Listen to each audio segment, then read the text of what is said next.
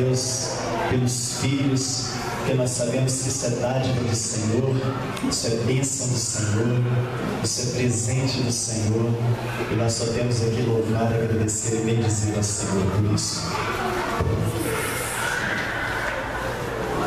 Salomão, queridos, foi um dos reis, e talvez o rei mais sábio que já existiu, e um dos seus livros, no qual ele juntou tantos provérbios, ele diz o seguinte: há 3 coisas que são maravilhosas demais para mim, sim, há 4 que não entendo: o caminho da águia no céu, o caminho da cobra na penha, o caminho do navio no meio do mar, e o caminho do homem com uma donzela.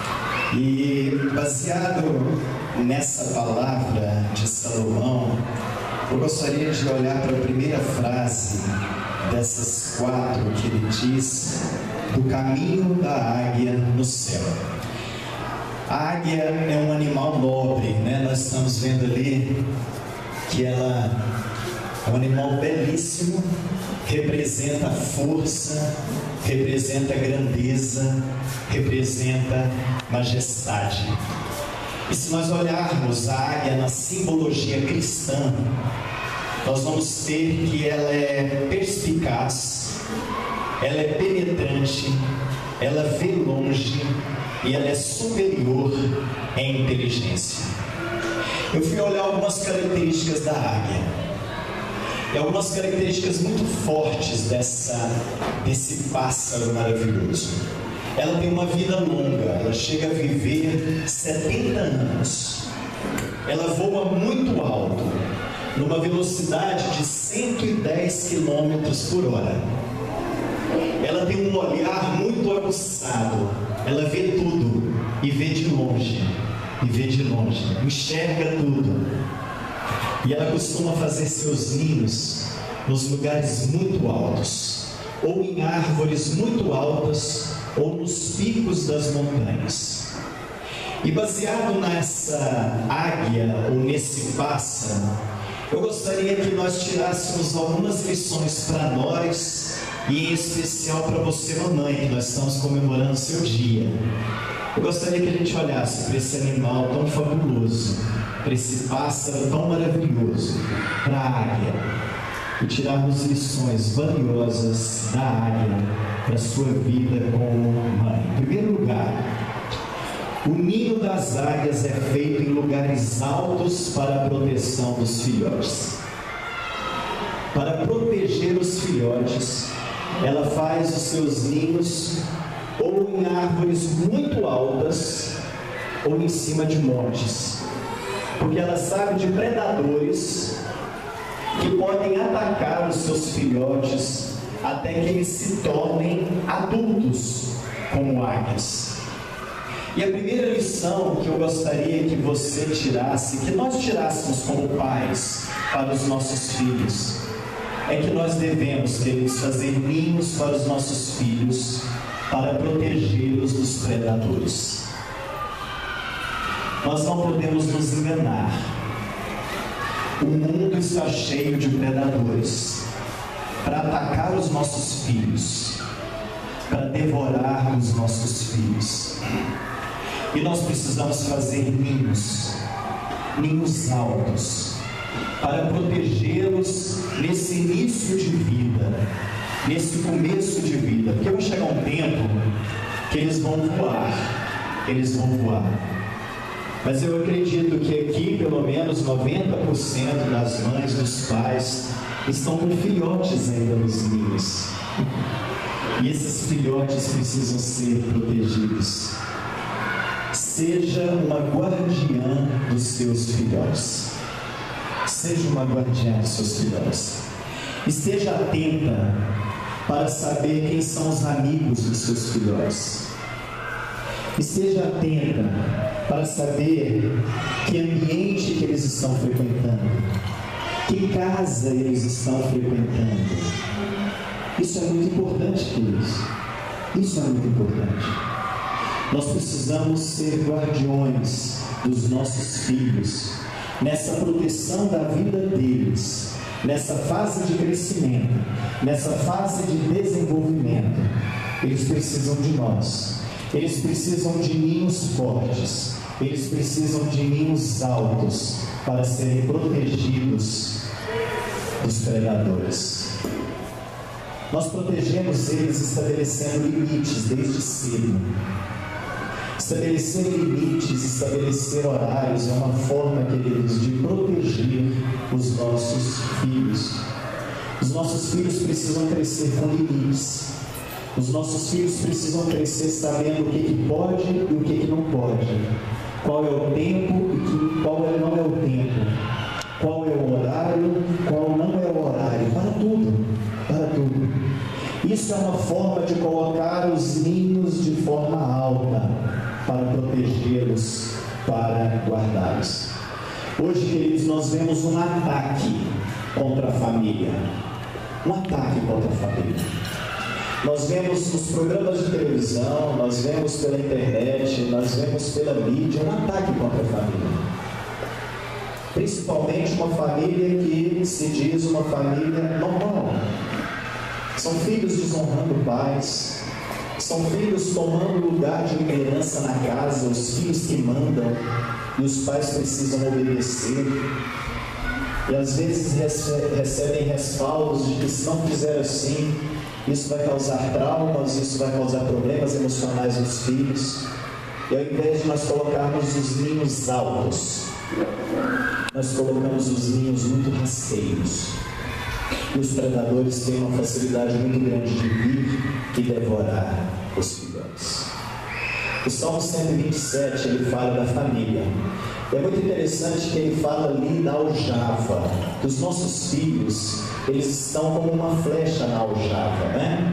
A aljava era o lugar onde o guerreiro colocava as flechas. Então era uma caixa que ficava nas costas, uma correia que passava pelo peito, bem junto a ele. Bem junto a ele. E é muito interessante porque essas flechas ficavam guardadinhas dentro da aljava. Mas chegava um momento que o guerreiro pegava a flecha, punha no arco e lançava longe. E é interessante porque a Bíblia fala que os nossos filhos são como flechas na mão do guerreiro, não como flechas na mão do pai.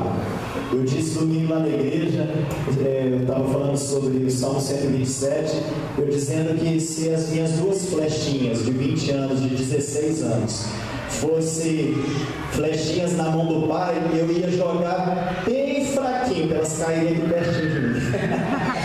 Ficarem bem pertinho, um do lado do outro. Mas não é assim.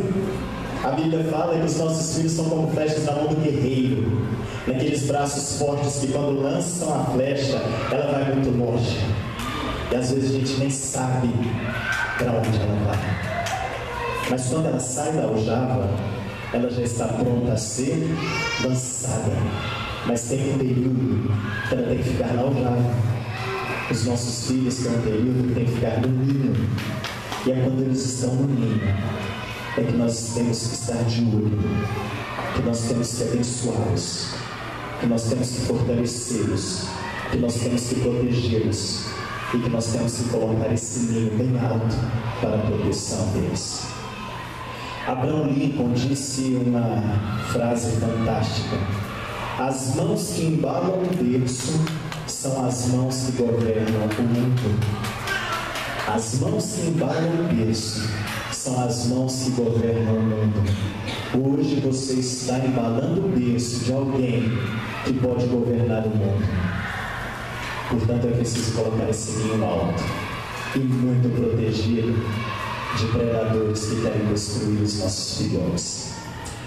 A segunda lição que nós podemos aprender com a águia é que ela ensina os filhotes pelo exemplo. Portanto, ensine seu filho pelo exemplo e não apenas por palavras. Os nossos filhos, eles olham para nós mais do que eles nos ouvem. E nós não podemos contradizer as nossas palavras, os nossos ensinamentos com os nossos atos. Porque os nossos atos falam muito mais alto do que as nossas palavras. E a águia, ela faz assim. A águia, quando os filhotinhos estão no ninho, ela costuma ficar voando em cima do ninho, batendo suas asas e voando em cima do ninho. Portanto, os filhotinhos, eles começam a ver a mamãe deles voando em cima do ninho, para que um dia eles possam voar com a mãe. A mãe não fica parada no ninho, a mãe não fica dormindo no ninho, ela fica voando sobre o ninho. E aqueles filhotes observam aquele voo, porque aquilo serve de exemplo para os filhotes. E o exemplo é a melhor maneira e a melhor forma de ensinar. Ainda em Provérbios, no capítulo 22, no versículo 6, Salomão diz assim: ensina a criança no caminho em que deve andar, e ainda quando for velho, não se desviará dele. É tão interessante essa palavra de ensinamento, porque ele diz assim: ensina a criança no caminho. Não é ensina a criança o caminho que ela deve andar, porque ensinar a criança o caminho é muito cômodo. Dá uma impressão de nós sentados falando: olha, meu filho, você tem que fazer assim, você tem que fazer assim, você tem que fazer assado. Mas ensinar a criança no caminho dá a impressão de estar de mão dada com ele, de estar andando com eles e falando: é assim que se faz, é assim que não se faz. Portanto, nós devemos ensinar os nossos filhos no caminho que eles devem andar. E quando eles forem velhos, eles não vão se desviar desse caminho, porque nós estivemos juntos com eles no caminho ensinando. É muito interessante porque nós encontramos essa preocupação tão grande de Deus em relação aos nossos filhos. Em Deuteronômio, no capítulo 6, versículos 6 e 7, a palavra de Deus nos diz assim, nessa preocupação de ensinar os nossos filhos, de educar os nossos filhos. Diz assim: essas palavras que hoje te ordeno estarão no teu coração, tu as inculcarás a teus filhos, e delas falarás assentado em tua casa, e andando pelo caminho, e ao deitar-te, e ao levantar-te. Portanto, é ensinar no caminho, é ensinar junto, é mostrar para eles dando o exemplo. Dando o exemplo. Isso é muito importante. Os nossos filhos aprendem com o nosso exemplo. E aquilo que nós ensinamos precisa estar em nossa vida, porque senão é muita hipocrisia, queridos. É muita hipocrisia nós falarmos: filho, você não pode fazer isso, e ele vê a gente fazendo. Filho, você não pode assistir isso, e ele vê a gente assistindo. Filho, você não pode agir dessa maneira, e ele vê a gente agindo. É muita falsidade, é muita hipocrisia. E os nossos filhos param de confiar em nós, porque aquilo que eles estão vendo em nós é diferente daquilo que nós falamos e ordenamos eles a fazer. Portanto, como a águia, nós precisamos dar exemplo. Assim como a águia voa para ensinar os seus filhotes a voar, nós precisamos voar sobre os nossos ninhos, para que eles possam ver as nossas asas batendo, para que eles possam ver as nossas atitudes, as nossas ações, e falarem: eu quero ser igual ao meu pai, eu quero ser igual à minha mãe. Isso é muito importante, queridos. Hoje eu estava dando um curso de noivos e eu estava dizendo isso para um casal. Eu falei: olha, os casais precisam olhar para vocês e dizerem: eu quero um casamento desse. É legal casar. Os filhos de vocês precisam olhar para vocês, para o casamento de vocês, e falar assim: puxa, casamento é uma bênção. Eu quero casar. Porque o exemplo tem que ser dado dentro de casa. Quando o exemplo é dado dentro de casa, mesmo que os ataques venham de fora, eles não conseguem penetrar, porque os nossos filhotes estarão fortalecidos por aquilo que nós ensinamos, por aquilo que nós fazemos, pelas nossas ações. Portanto, é a lição que nós também temos que aprender com a águia. Uma terceira lição: se for preciso disciplinar, discipline. Isso é um ato responsável de amor. Sabe o que a águia faz com os filhotes? Chega um tempo que os filhotes estão muito acomodados, porque o ninho fica com muitas penugens. Então fica bem gostoso eles ficarem ali no ninho. A águia mãe, ela começa a tirar as penugens do ninho. Aí o ninho fica espinhento. Quando o ninho fica espinhento, ele entende que aquilo é uma disciplina, porque já está na hora dele aprender a voar. A voar. Sabe, queridos, nós precisamos trabalhar com os nossos filhos a questão disciplinar. A questão disciplinar. Os nossos filhos precisam aprender o que significa sim. Os nossos filhos precisam aprender o que significa não. Os nossos filhos precisam aprender quem é a autoridade do lar. Eu tenho visto muitos lares onde os filhos se tornaram a autoridade e os pais dizem: sim, senhor, eu vou fazer do jeitinho que você quer. Não é assim.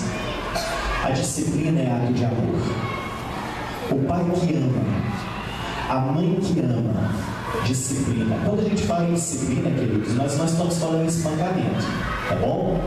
Nós não estamos falando de acorrentar os filhos, nós não estamos falando de deixá-los roxos de tanto apanhar, nós não estamos falando de deixar eles ajoelhados em cima de semente, não é isso.